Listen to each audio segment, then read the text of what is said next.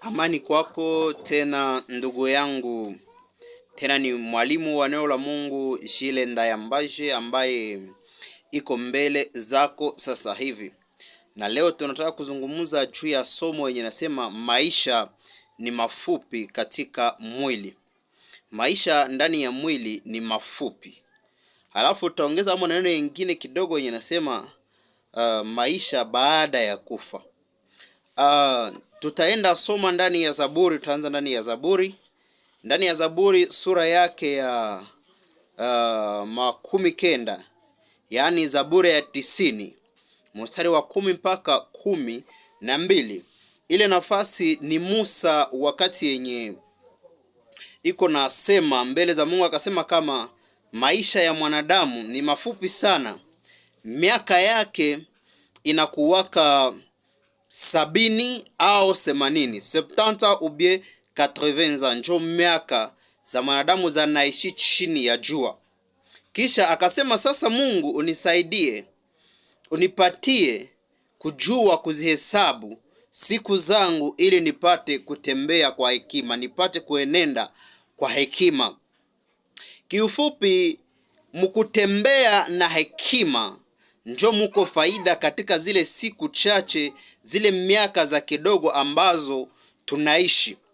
Kila mwanadamu mwenye naishi anakuwa na hiyo wakati siku moja atakufa, atatoka ndani ya mwili. Hata kama uko natafuta vitu mingi, uko nakusanya vitu mingi, uko atafutisha, kila mwanadamu anakuwaka na anajua kama siku moja anapasha kufa au anapasha toka ndani ya mwili. Halafu na Musa anasema sasa mutashaanza fika mu 70, sasa fika mu 80, buzee bunakuwa bulishaanza kuya, nguvu zinakuwa zilishaanza muishia. Sasa Musa mvile vyote akasema sasa, Mungu mimi nakuomba unisaidie niweze kuhesabu siku zangu, juu niweze kutembea na sagesse, niweze tembea na hekima. Musa hakuomba apewe mali, hakuomba vya mingi sana, sali waza kwa ile. Lakini kenye lomba ni sagesse, ni hekima, njoo alilomba aweze tembea na sagesse. Juu ya nini? Hekima inasaidia mtu kuamua kipi kenye kiko sahihi na wapi hakiko sahihi. Hekima inasaidia mtu kuamua kipi kinachostahili na nini kisichostahili. Njoo vile ukisoma ndani ya Mezali sura 8 mstari wa 5. Mezali sura 8 mstari wa 5, utasikia pale hekima iko naita, inasema nyie bajinga mukuye mupate ufahamu, mukuye mupate kujua, mupate akili. Maana yake bila hekima mtu hawezi kuwa na akili, anapasha fanya ujinga. Na ukatembea bila hekima, maana yake ukakufa tayari unakwisha. Musa chenye kilimuogopesha cha sana ni kutembea bila sagesse katika zile miaka za kidogo ambazo Mungu anatupatia chini ya jua. Kile njoo kilikuwa namuogopesha, kaomba yeye apewe sagesse. Hekima inakusaidia kuchagula matendo ya mzuri ya kutembea nayo. Hekima inakusaidia kujua kutembea matendo ya mzuri, kwa sababu mwanadamu chini ya jua wakati unakufa, chenye kinakusindikizaka tu ni kimoya, ni matendo yako vyenye ulifanya kudunia, njovi na kusindikizaka. Ndani ya kitabu cha Ufunuo sura 14 mstari wa 13, Apocalypse chapitre 14 verset 13. Ile nafasi ya Ufunuo, neno la Mungu nasema hivi, aseme heri wafu wafao katika Bwana, naam asema roho, ili wapate kupumzika baada ya taabu zao, maana matendo yao yanafuatana nao. Donc kitu mwake tutarekolte, kitu mwake yenye unavutavuna wakati utatoka mumwili ni matendo tu ya mzuri yenye utakuwa ulifanya kudunia, njoo yenye itakusindikiza. Sasa Musa aliomba apewe hekima juu aweze tembea kwa hekima, au aweze fanya matendo mazuri, matendo yenye nastahili. Juu ya nini? Wafu wanaokufa katika Bwana njoo wenye heri, na njoo wenye habana ako malere, njoo wenye matendo yao inabasindikiza, njoo wenye wanaenda kunafasi ya kupumzika. Sasa na wewe unatakiwa uwaze ni matendo gani itafuatana na wewe, ni matendo gani itasindikizana na wewe baada ya kifo chako, ni matendo gani. Usitendee mtu mabaya, usitendee mtu mabaya kwa sababu labda ya mali za dunia, juu ya mabie za dunia. Usitendee mtu mabaya. Labda unaweza kuwa uko mwanasiasa, politicien, usiue batu. Usiue watu kwa sababu ya kupata mali. Usiue watu kwa sababu ya tamaa ya mali za kidunia. Hapana, usifanye vile, kwa sababu siku zenye tuko nazo ndani ya mwili ni za kidogo sana. Hata kama ukikusanya mamio, hatukuwe miliarderi, mwisho utakufa. Na wakati utakufa, matendo ulifanya itasindikizana na we. Sasa usiue batu juu ya mabie za dunia, juu huko wenye walikufa bakabiacha ba mingi wenye walikuwa bashabikusanya. Bako ba mingi waliwahi na kutawala dunia, lakini walikufa na ile ufalme zenye walikuwa nazo bakakuwa na ziacha zikapita. Sasa na we usiue batu, usifanyizie batu mubaya juu ya mabie za dunia. Sawa, mwingine mulozi unaloga watu, huko balozi wakupatia watu sumu mchakula. Huko wengine ni wachawi kabisa, wakukuya na mundoto busiku kuniga watu, kubafanyia mubaya. Sasa nakwambia, jikaze ndugu yangu, utubu, achane na ile maisha, upokee Yesu, kwa sababu siku ni za mfupi, siku ni za kidogo. Matendo, tayarisha matendo yenye tasindikizana na we, matendo yenye takufuata baada ya kifo chako. Juu maisha baada ya kufa njo yenye inatisha zaidi kuliko msiku chache za kuishi. Usitendee mtu vibaya kwa sababu ya wivu. Usitendee mtu vibaya kwa sababu ya wivu. Kwa wengine hata ndani ya makanisa, kwa sababu ya wivu, anaangalia mtu alihubiri mzuri au walipata karama ya unabii, halafu anamusikilia wivu kiasa, anaenda mfanyia mbaya. Anakuwa sawa Kaini ambaye alisikilia ndugu yake wivu juu tu Mungu ameitika sadaka yake, mpaka akaenda akamuua, kisha na akalainiwa. Sasa jitahidi ndugu yangu, wivu pia isikutawale, isisababishe wakati unatoka mumwili ukuye toka na matendo ya mubaya. Kwa sababu matendo ndio yenye inasindikiza mtu baada ya kifo chake. Matendo yenye ulifanya njinda kusindikiza. Usiishi katika unafiki, kuonesha watu na wapenda na hauwapendi. Usiishi katika maisha ya kujifanya Mkristo na hauko Mkristo. Usiishi katika maisha ya kutaka kujionesha sawa mwenye haki na hauko mwenye haki. Muvi sekrete yako katika maisha yako ya siri, na unaishi tofauti na gisi watu wanakuyua. Achana na vile, kwa sababu matendo ya mtu baada ya kutoka ndani ya mwili njo yenye inamsindikiza. Matendo yako itakusindikiza wakati utatoka ndani ya mwili. Halafu jambo lingine unayopaswa kujua, mtu baada ya kifo, matendo njo inamuamulia kwa kwenda. Matendo yenye ulitenda ndani ya mwili njo yenye inakuamulia kwenye utaenda, kwenye utaelekea baada ya kifo chako. Unajua kifo kikawaida tunakiita kifo, lakini kifo ni kutengana kwa roho na mwili. Kutengana kwa roho na mwili, yaani mwili naanguka, halafu mtu anatoka ndani ya ile mwili. Wewe unatoka ndani ya mwili, roho yako inatoka, halafu ile mwili inabakia pale, inaenda kuzikwa. Sasa wewe sawa roho, matendo ulitenda njina kuamulia ni upande gani wa kuelekea, ni njia gani ya kuelekea baada ya kifo chako. Zile habari unaweza zipata ndani ya Luka sura 16 mstari wa 19 mpaka 31. Luc chapitre 16 verset 19 à 31. Ile nafasi ni Yesu alikuwa yuko nasema juu ya tajiri na Lazaro. Akasema juu ya kijana, kulikuwa mtu mmoja alikuwa anaitwa ni Lazaro, lakini alikuwa maskini.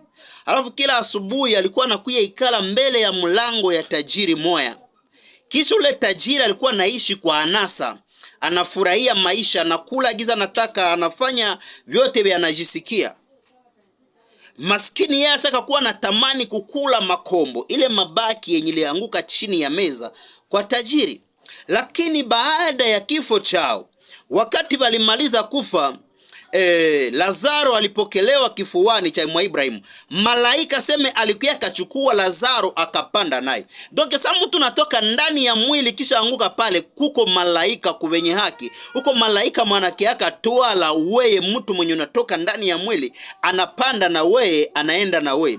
Yesu akasema wakati Lazaro alikufa, malaika akakuja akachukua Lazaro akampeleka naye, akaenda naye kukifua ya Ibrahimu. Alafu wakati tajiri naye alitoka ndani ya mwili, kwenye alienda jiretrouver, kwenye alijikuta, na alikuwa najua maisha ni kuishi tu kudunia na kula, maisha naishia pale, wakati unakufa vinakata. Lakini kile kilimshangaa, kinashangaza, Yesu alisema kama ule tajiri wakati alikufa akazikwa. Sasa baada pia ya kuzikwa, aseme yeye alikia jiretrouver, iko nafasi ya mubaya ya souffrance, muturma, ndani ya moto iko nateseka, nafasi iko na nafasi ya mubaya. Halafu akaangalia juu, akaambia Ibrahimu, akaona Lazaro amependeza, akaambia Abrahamu, ambia Lazaro agusishe kidole chake ndani ya maji, aniangushie kunipate kuburudisha ulimi wangu, kwa sababu mimi nateseka.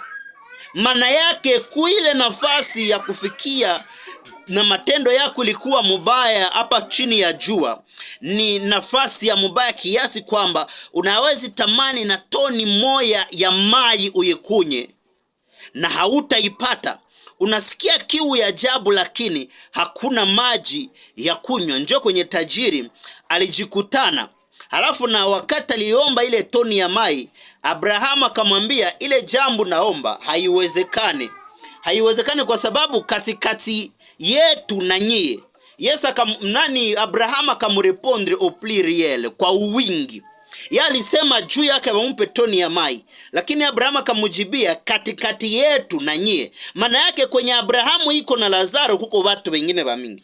Kwenye ule tajiri alifikia kuko na watu wengine wa mingi. Juu anamwambia sema katikati yetu na nyie kuko shimo ya mrefu kiasi kwamba bakule kwenu hawawezi kuya huku na bahuku hawawezi enda kule kwenye muko. Na ndio vile vikakuwa. Halafu tajiri saliona vinashindikana, akaanza omba jambo moja. Akasema, ningali na bandugu yangu 5 kule kudunia. Tuma basi Lazaro aende waambie basiku yake nikuta mwa hii nafasi ya kuteseka, nao basikuye teseka. Abraham akamwambia wale hawawezi sikia. Yakamujibia akamwambia bakiona ni mtu mwenye alikuwa alishakufa na fufuka na kuya baelezea, wataamini. Abrahamu akamwambia bale hata mwenye alikufa afufuke abaende hawawezi sikia. Au contraire, bako na Musa na manabii. Maana yake kitabu chote cha Agano la Kale, kwa sababu Agano Jipya lilikuwa yaandikwa. Akasema bako na Musa na manabii babasikie. Kama hababasikie na we vile vile watakia kukuta kwa ile nafasi ya turma. Donc matendo yako yenye unafanya ndani ya mwili inakuamulia ni wapi utaenda baada ya kifo chako, ni wapi utaelekea wakati utatoka ndani ya mwili. Sasa usikufishe muda yako ya kuishi chini ya jua bure. Usikufishe ile maisha mafupi ambayo tumepewa kudunia, usikufishe bure. Baada ya kifo chako usikie jikuta unaingia mudanje. Tumia maisha yako vizuri. Unajua uko watu wengine katika imani zingine wenye wanafundisha kama Yesu ile ilikuwa ni mfano tu, alikuwa na pana aseme, lakini haiko kweli. Vile vya tajiri na Lazaro aseme ni mfano. Lakini nataka nikwambie kitu moja, hako wenye wanaamini mtu akikufa vyote vinaishia pale, na roho na mwili vyote vinaishia pale, hakuna vyenye viko. Lakini nitakupatia jambo moja usikie. Katika kitabu cha Kumbukumbu la Torati, Deuteronomy, Kumbukumbu la Torati sura 34 mstari wa 5 mpaka 6. Deuteronomy 34 verset 5 à 6. Utasikia pale Musa alikufaka, alafu na Mungu ye peke akaordone Musa azikwe. Musa alikufa katika nchi ya Moabu. Halafu Mungu ndio mwenye alifanya mazishi ya Musa ye peke. Na mwenye alifanya ile kazi ni Mikaeli, njali zika mwili ya Musa. Mikaeli njali zika mwili ya Musa. Unaweza vipata ndani ya kitabu cha Yuda. Yuda alikuwa na viexplique yako. Yuda sura 1 mstari wa 9. Yuda 1:9 utasikia kama baada ya Musa kutoka ndani ya mwili, Mikaeli alikia tola mwili yake akakutania na shetani kwa ile mwili shetani na iko na tai twala. Halafu Mikaeli akamwambia Bwana kukemee mbali. Mikaeli ndiye alifanya kazi ya mazishi ya mwili ya Musa. Yeye ndiye alifanya, halafu Musa akazikwa ndani ya nchi ya Moabu. Ndani ya nchi ya Moabu ndio kwenye alizikwa. Halafu na Mungu akaita Yoshua baadaye akakonfirme kifo ya Moizi. Mungu yeye peke yake ndiye informe kusema kama Moizi alishakufa. Ndani ya kitabu cha Yoshua sura 1:1 mpaka wa 2. Josué 1:1-2. Pale Mungu akakuya ambia Yoshua, akamwambia Yoshua, mtumishi wa mtumishi wangu Musa, Musa amekufa. Sasa wewe kamata watu waongoze wenye utawafikisha ndani ya ile nchi ya ahadi, wenye utawabeba. Musa alishakufa. Lakini nataka nikwambie jambo moja ndugu yangu, wewe mwenye unasemaka zile habari ya kusema apre kukufa, baada ya kufa hakuna vingine vyenye vinafuata. Nakwambia jambo moja uielewe zaidi. Musa mwili yake ilizikwa. Lakini ukiingia ndani ya kitabu cha Mathayo 17:1 mpaka 2. Matthieu chapitre 17 verset 1-2. Utasikia pale c'était après, ilikuwa ni baada ya vizazi zaidi ya 28, après plus ya 28 generation zilishamaliza pita. Musa alikuyaka na Elia, aseme bakakutana, bakakuta Yesu kumulima. Musa alikuwa ishakufa, kulikuwa kushapita karibu 28 generation zenye zilishapita. Donc zaidi ya vizazi 28 vilikuwa vishapita. Lakini Musa na Elia bakakutana na Yesu kumulima, aseme bakakia ongea naye kuhusiana na habari ya kifo chake. Ndio kwenye sura Yesu ikawaka na mavazi alikuwa navala ikawaka. Musa akakia kutana nabo. Kinatuma mimi nasema ni plus ya 28 generation après kifo ya Moïse. C'est parce que ukabisoma ndani ya Mathayo sura 1:17. Matthieu 1:17. Utasikia pale banaanza site bizazi vyenye vinafata kutoka Abrahamu mpaka David, 14 generation, vizazi 14 kutoka David mpaka Israeli kutupelekwa muhamisho huko, vizazi 14. Kutoka uhamisho mpaka kuzaliwa ya Yesu Kristo kuko pia 14 generation. Maintenant kamata de David mpaka kuepoke ya Jésus, il y a déjà 28 générations, vizazi 28. Sasa tukirudia kule nyuma, Musa alikufa kule nyuma. Lakini ule Musa mwenye alikufaka na akazikwa ndani ya nchi ya Moabu, alikuyaka onekana tena. Roho yake ilikuya onekana ndani ya Mathayo 17:1 mpaka 2. Bakaongea na Yesu. Maana yake mwili ya Musa ilikufa, lakini roho ya Musa ilikuwa ingali, na akatumwa yeye na Elia baada ya vizazi vingi kukuya ongea na Yesu. Unajua kuko namna Mungu ameumba malaika tofauti na mwanadamu. Ukisoma ndani ya Zaburi 33:6, Psalm 33 verset 6, pale utasikia Mungu aliumba malaika kwa pumzi ya kinywa chake. Mwanadamu ni kiumbe tofauti na malaika.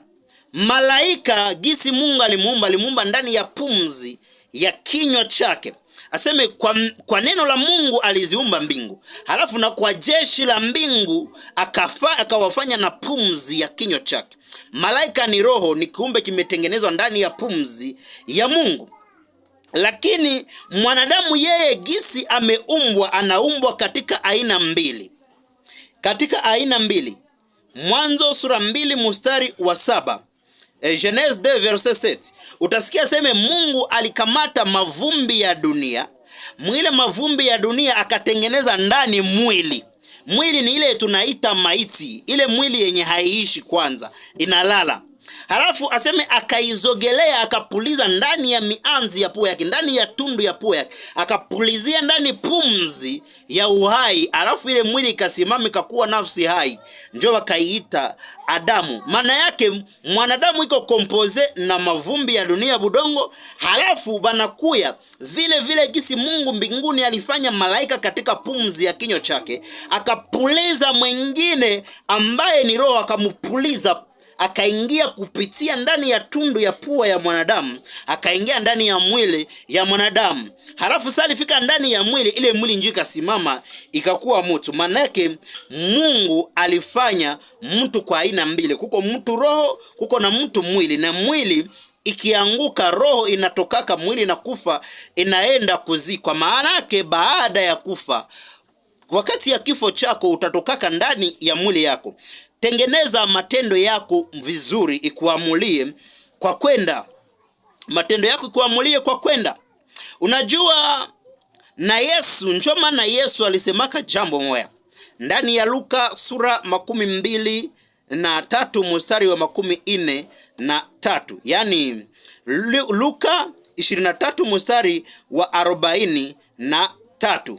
Yesu alikuwa iko na ahidi ule briga, ule mnyang'anyi wa kumsalaba, mwenye alitubu, mwenye alimwambia sitafika mfalme wako nikumbuke. Yesu alimwambia leo, hakumwambia kesho wala miaka zingine. Leo mimi nakwambia, mie na wewe tutakuwa pamoja ndani ya paradiso. Yesu alikuwa anaongelea maisha baada ya mwili, ile kifo ya ile magharibi ya ile saa wako pamoja. So wakati Yesu atakufa ile siku na ule mwizi atakufa, akamwahidi kama leo tutakuwa na wewe ndani ya paradiso. Halafu na Yesu akatoka ndani ya mwili, alikufaka kwa ile magharibi. Wakati Yesu alikufa, sikia mzuri, wakati Yesu anakufa ametoka ndani ya mwili, ukisoma ndani ya Petro wa kwanza sura 3 mstari wa 18, 1 Pierre 3 verset 18 à 20, pale utasikia Yesu aseme pale kumsalaba, wakati alikufa, wakati mwili ilikufa, yeye alitoka, yeye roho yake akatoka ndani ya ile mwili. Wakati alimaliza toka, aseme akashuka kuzimu, akaenda kule kuzimu, akakutana watu wenye walikuwa nafungwa, roho za watu zenye zilikuwa zinafungwa kule kuzimu. Aseme watu wenye walikufaka wakati ya Noa, ile wakati ya gharika. Pale ni après des générations et des générations za mingi. Watu wenye walikufa wakati ya Noa, mili zao zilishakufa, lakini hao walikuwa nafungiwa kuzimu, roho zao zinafungiwa kuzimu. Aseme wakati Yesu anatoka ndani ya mwili, akashuka kule, na salifika kule, akahubiri injili siku 3. Alihubiri ile siku, aseme watu wakaamini kule, akahubiri zile roho za wale watu neno, watu wakaamini, halafu wakafunguliwa. Njoo nasikia kwa ile siku Yesu na iko na hubiri kule, lakini mwili yake hayo ilishakufa, ilishamaliza kufa. Yesu iko na hubiri kule na toka ndani ya mwili. Unasikia kwa ile siku ndani ya Mathayo sura 27 mstari wa 52 mpaka 53. Yani Mathayo 27 mstari wa 52 hadi 53. Baadaye wakati Yesu alihubiri, aseme ile siku watu wengi walifunguka, bakatoka mu makaburi, bakakuya na bakatembea, bakabaona, halafu wakaingia ndani ya mji mtakatifu. Yani bakaenda ingia ndani ya paradisi. Bale wenye Yesu iko na hubiri, ile ni kazi Yesu iko nafanya baada ya kutoka ndani ya mwili. Bado mwili haiyafufuka, ilishakufa, lakini Yesu alishatoka mroho tayari, alishatoka mwili tayari, iko na hubiri, na watu kule kuzimu bako na okolewa, wenye walikuwa banafungwa, bakapanda, bakaenda. Na kwa ile siku njoo ile neno ikatimia, ile neno ya yenye alikuwa aliambia ule mwizi kumsalaba, leo tutakuwa pamoja, ikatimia. Wote wakaenda pamoja mulie celeste, bakaingia ndani ya paradiso kule, wakaenda bakia kule, roho zikahamisha, zikatoka kifungoni, zikahamishwa. Halafu siku ya 3 Yesu alikuwa amemalizana na ile kazi. Siku ya 3 ndani ya Luka sura yake ya 24 mstari wa 6 mpaka 12. Luc chapitre 24 verset 6 à 12. Siku ya tatu Yesu akafufuka, akatoka ndani ya kaburi, yaani roho yake ikatoka kule ikarudia tena ikaingia ndani ya mwili yake, halafu akasimama. Yesu akafufuka. Na Petro aliendaka chunguza, akakutana vitambala kwenye Yesu alikuwa analala, kuna bakia zile sanda, vile vitambala venye vilikuwa nafunika ndio vinabakia. Halafu Yesu alikuwa amefufuka siku ya tatu, amemaliza ile kazi, lakini roho ziko na kwenye zinaendaka chunga.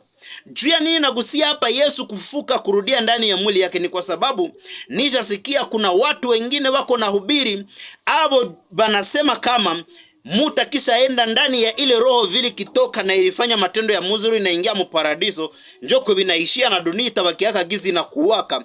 Banasema kama aseme vya kufufuka kurudia ndani ya mwili habita kuwaka. Haiko vile ndugu yangu. Yesu alifufuka, roho yake ilienda kule kafanya kazi, lakini wakati alifufuka alirudi tena ndani ya ile mwili yake, kiasi kwamba Petro alifika kaburi anaenda chunguza, akakuta mwili ya Yesu haikukuwa tena, kuna bakia tu sanda njo ziko pale. Sasa kuko na ile ufufuko yetu tunaiwa nayo, tunangoya special kwa ile siku ya mwisho, ni roho kutoka kule muparadi kwenye zilikuwa ziko za watakatifu wote, halafu zinarudia sawa gisi na Yesu ilirudika ingia ndani ya mwili, zitarudia zivale mili ya kibinadamu. Halafu wakati zitavala mili ya kibinadamu, ukisoma ndani ya Wakorinto wa kwanza sura 15 mstari wa 15 mpaka 53.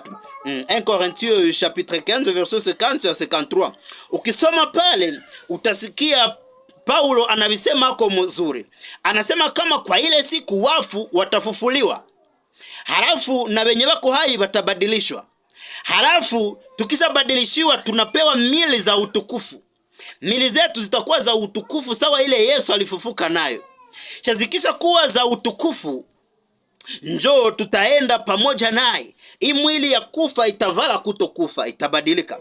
Hii mwili ya kuharibika itavala kutokuharibika, zinaingia muutukufu yengine. Lakini zile mili tuko nazo. Lakini de la même façon Yesu alitoka ndani ya mwili akaenda ubire, na de la même façon akufufuka yake roho ikatoki karudia ndani ya mwili. Vile vile ndio ufufuko yetu iko, tukitoka ndani ya mwili siye watoto ya Mungu, tunaingia ndani ya paradiso. Malaika na kia tuchukua sagiza alichukua na Lazaro, tuenda pumzika ku paradiso. Lakini wenye zambi wanaenda fungwa kuzimu, fasi ya mubaya, souffrance. Alafu wanangoya siku ya resurrection, siku ya ufufuko, yani roho zinarudia ndani ya mili. Halafu judgment kwa moya inakuwa juu mili yao na hawaifuke nayo ya utukufu juu ya zambi zabo, lakini wenye haki wanafufuka na ya utukufu. Lakini ndugu yangu nakwambia, chunguza matendo yako, fanya matendo ya mzuri, kwa sababu njo itakuamulia kwa kuelekea matendo yako. Asante kwenu nyote.